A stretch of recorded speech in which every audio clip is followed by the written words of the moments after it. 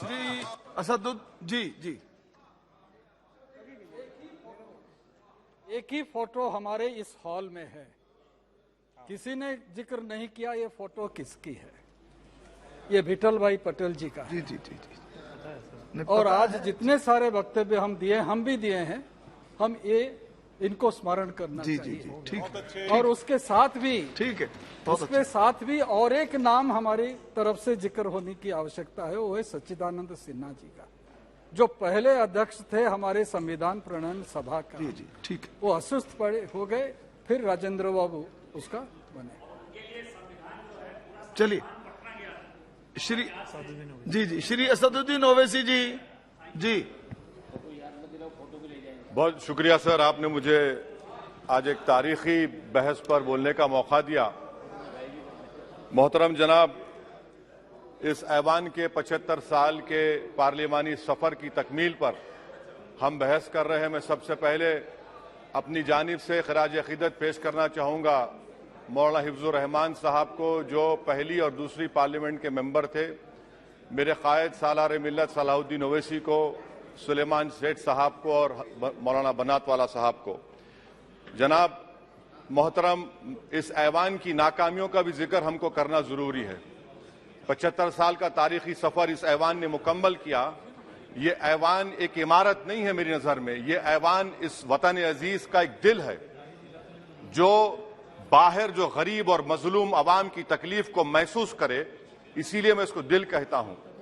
मैं आपके सामने 15 मिसालें पेश करूंगा जहां पर इस ऐवान ने अपनी नाकामी का सबूत पेश किया। एक उस वक्त जब दिल्ली की सड़कों पर सिखों की नस्लकशी की जा रही थी। एक उस वक्त जब 6 दिसंबर को बाबरी मस्जिद की शहादत हुई। आ रहा हूं भागलपुर, जिसमें रेशम के कारोबार को खत्म किया गया, मुसलमानों को दफना दिया और वहां पर फूल गोभी उगना शुरू हो गई। एक उस वक्त नाकामी साबित हुई जब मुजफ्फरनगर और गुजरात में नस्लकशी की गई। एक उस वक्त सर जब हम देखते हैं कि मुंबई की सड़कों पर इंसानियत का नंगा नाच हुआ। एक उस वक्त जब इस ऐवान में टाडा पोटा का काला कानून बनाया गया, यूएपीए का कानून बनाया गया, आफ्सपा का कानून बनाया गया, जिसको 1 साल के लिए बनाया गया था। 58 में हम 2023 में आ गए। एक उस वक्त नाकामी साबित हुई जनाब, जब हम देख रहे हैं कि आज ये जो दिल है, भारत का दिल है, हिंदुस्तान का, इंडिया का दिल है, आज गरीबों में, मजलूमों में, मुसलमानों में, कश्मीर की अवाम में, दलितों में, आदिवासियों में इस ऐवान की मोहब्बत और एतमाद खत्म हो रहा है, कम हो रहा है। इसीलिए जनता सड़कों पर आकर एहतजाज कर रही है, क्योंकि उनको लग रहा है कि ये इमारत बन चुकी है, हमारा दिल नहीं है। चाहे CAA का प्रोटेस्ट हो, चाहे किसानों का प्रोटेस्ट हो, चाहे शेड्यूल कास्ट के रिजर्वेशन का मसला हो। इसीलिए मैं आपके जरिए हम तमाम को मुतनब्बे करना चाह रहा हूं कि अगर हम रोडों पर इंसाफ करना जनता को अलाउ करेंगे, इस ऐवान को दिल नहीं रखेंगे, तो याद रखिए ये हमारी पार्लियामानी जमहूरियत के लिए बड़ा नुकसानदेह साबित होगा। और नुकसानदेह इसलिए भी होगा कि क्या हमको अपने ख्वाब गफलत से, अपनी जिम्मेदारियों से निभाने के लिए क्या भगत सिंह को आके बैठना पड़ेगा ऊपर कि देखो तुमने 75 साल में कैसा कानून बनाया और किसको कहां तक पहुंचा दिया। स्पीकर जनाब, इसीलिए मैं कह रहा हूं कि हम तमाम को अपनी जिम्मेदारियों को निभाना पड़ेगा। ये इमारतें ईंट से बनी हुई जरूर हैं, मगर ये इस इमारत में दिल है। इस इमारत को दिल के तौर पर बरकरार रखना पड़ेगा। स्पीकर सर, एक और मिसाल दे रहा हूं जहां पर इस ऐवान की नाकामी है। सर, अब तक लोकसभा के कितने 899 मेंबर कामयाब हुए। अब बताइए सर, पार्लियामेंट्री जमहूरियत में शराकतदारी की जमहूरियत है, रिप्रेजेंटेटिव फॉर्म ऑफ डेमोक्रेसी में 8,992 में कितने मुसलमान कामयाब हुए? कितने सर? 520, जबकि 1070 को इस ऐवान का मेंबर होना चाहिए था। कितना डिप्रीविएशन है सर? कितना डिप्रीविएशन है? 92% डिप्रीविएशन है। इस मौजूदा पार्लियामेंट में स्पीकर साहब सिर्फ 26 हैं, 14% मुसलमान और सिर्फ 4.8 उनका रिप्रेजेंटेशन है। बताइए, हम वोट डालने वाले बन गए, वोट लेने वाले नहीं बने। या तो हकीकत यह है कि आप वोट डालना नहीं चाहते उनको, आप सबको वोट डालेंगे, मगर जहां पर मुसलमान आएगा वो कामयाब नहीं होगा। बताइए, जब दिल में एक 14% आबादी की नुमाइंदगी नहीं होगी तो आप क्या फैसले करेंगे?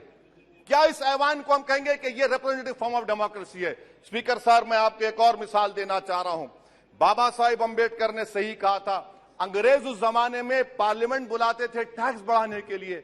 हम उसी रास्ते पर जा रहे हैं, हम उसी रास्ते पर जा रहे हैं। हम तो बाबा साहेब अंबेडकर को हमने सच साबित कर दिया।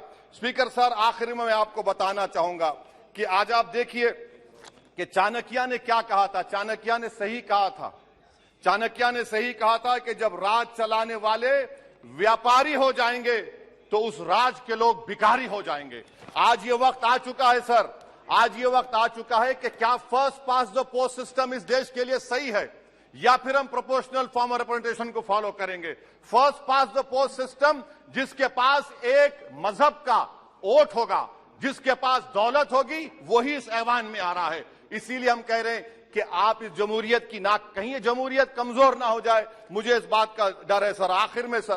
आखिर में मैं खत्म करने से पहले एक बहुत बड़े शायर ने कहा था, उस पर खत्म करना चाहूंगा कि अभी चिराग सरे राह को कुछ खबर ही नहीं, अभी चिराग सरे राह को कुछ खबर ही नहीं, अभी गिरानिए शब में कमी नहीं आई, अभी गिरानिए शब में कमी नहीं आई, निजात दीदे दिल की घड़ी नहीं आई, चले चलो कि मंजिल अभी नहीं आई। स्पीकर साहब, आखिर में याद रखिए एक बात को मैं सबसे कह रहा हूं कि पिच बदलने से गेम नहीं बदलता, गेम को बदलना पड़ेगा।